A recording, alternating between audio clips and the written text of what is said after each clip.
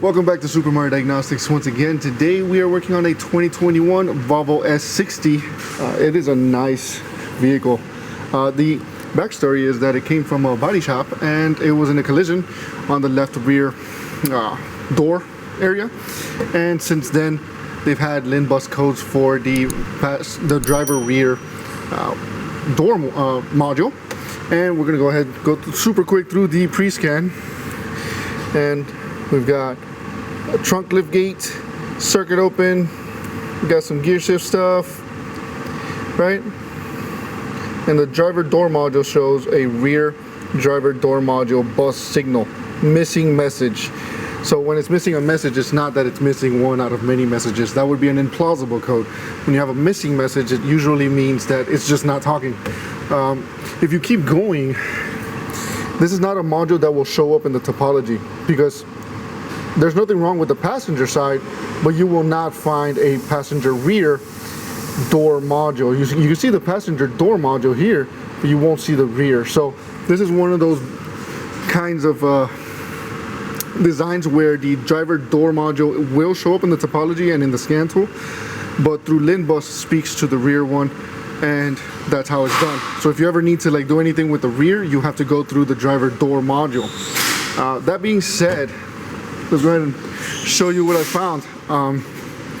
One of the issues about Volvo is that you cannot find any diagrams in aftermarket service information. I looked through all of them. You're not going to find it. So I did put up a request to All Data for the diagrams, and well, you know what, I got kind of impatient. I said, screw it, let me go take a look. I mean, it's a collision, right? We might be able to find something. So I went straight to the door module, which is this right here. And went through each and every single pin and looked for a LIN bus signal. Could not find a LIN bus signal. There was no LIN bus signal in any of these wires. And they were already here before. The body shop was already here before. If you take a look, you can see that they were cutting up these wires and probing them and all that. We're gonna have to fix that, but they replaced the module. I'm sorry, the motor. They replaced the motor after seeing that it was not getting any actuation. So I come in and there's no LIN bus signal. The point of the video is, if you know what a LIN bus signal should look like, you know what to look for. Even without diagrams, you can look through each and every single wire and have an expectation. And when you don't see it, you can backtrack and maybe get lucky like we did today. So going to our door connector, right? I went to the next best thing with no diagrams. It'll be extremely hard to see. We found our problem. First things first, I checked each and every single one and I couldn't find a LIN bus signal. So I was like, oh man, here it comes. It's gonna get interesting. Maybe I have to go to the door module, the front door module, and that's gonna suck. But I got kind of lucky. I started messing around with it, looking at it. And let me see if you guys can see this. Do apologize. I don't know if you could see that. Anyway, there's a little rubber grommet, a weather pack, sticking out right there. That pin is right here. And we're unable to see it because it's pushed in during the collision. It must have, or somebody must have misinstalled it. I don't know. I couldn't tell you. I'm going to check the pin before reinstalling it, but I could see the pin way back in there. So if we take our U-scope, right, and we take our positive lead and we go all the way in,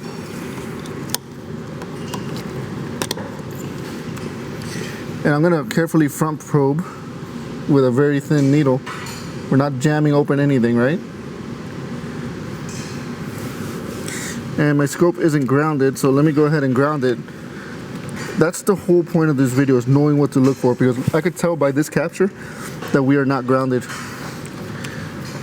So let me go ahead and just ground this real quick. Now we are grounded. That is what a LIN bus should look like, 0 to 12 volts, square waveform.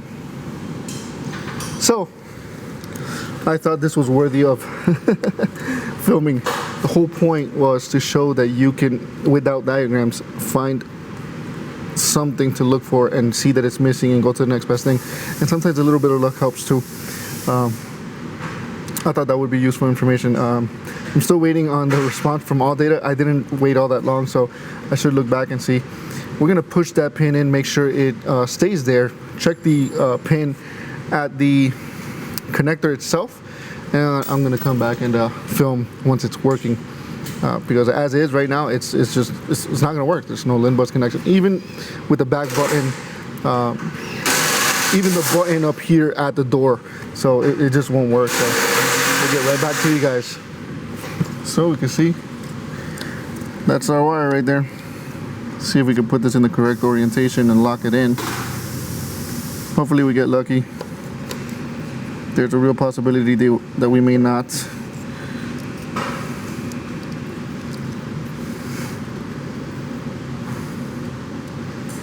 Okay, so this is gonna go this way.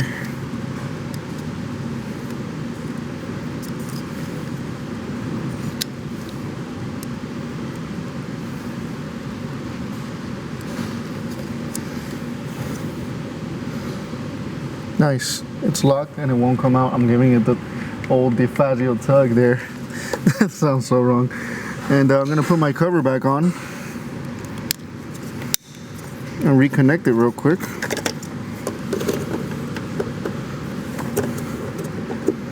And you guys can't see this, I'm sorry.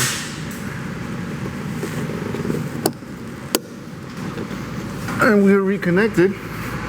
Let's go ahead and see if this thing will work.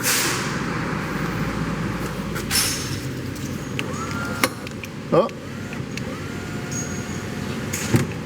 we got action. I don't know if you guys can see this. There is a little rough spot in the window track or regulator right there.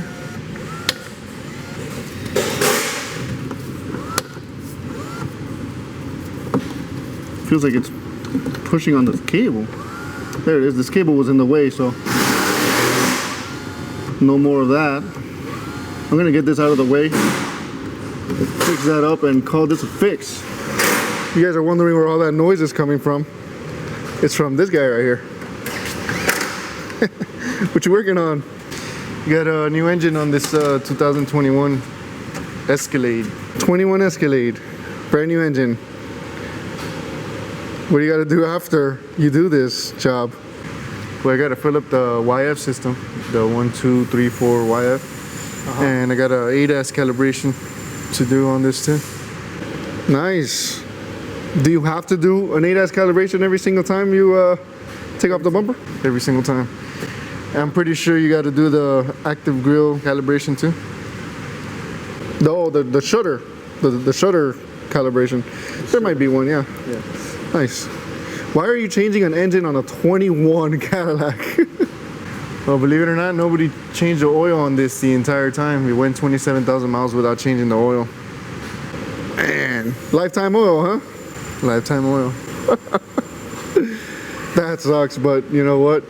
Lesson learned, right? Hopefully. Yeah. Expensive lesson learned.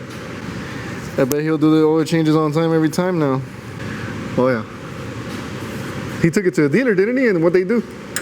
They told him he needed an engine too, but I guess it was too pricey for him. I would imagine that due to the negligence, they said, take a hike. Yep, not covered under warranty. Another point I'd like to make is that for what it's worth, even if you don't see these cars every single day, you can still take classes on this stuff. Sure, you might not see communication, LIN bus all the time, and you might say to yourself, well, you know, how am I supposed to memorize that if I don't see it all the time? And I get that to an extent, but that's what class is for. Go take training classes and pay attention, because you know there's a lot of people who go to class and they don't pay attention, and they'll even say, well, when am I going to use this, right? Well, this is a perfect example of when you're going to use something like this, because this is how I learned of LIN bus anyway. It's just going to class, seeing the known goods, writing down pieces of information into the manual, into the the paperwork that they give you, and keeping it for later reference. So for what it's worth, go to class, pay attention, keep the manuals, write all the information you can in there, and save them for later so that you can refer to them when you don't have any known goods, any diagrams, anything.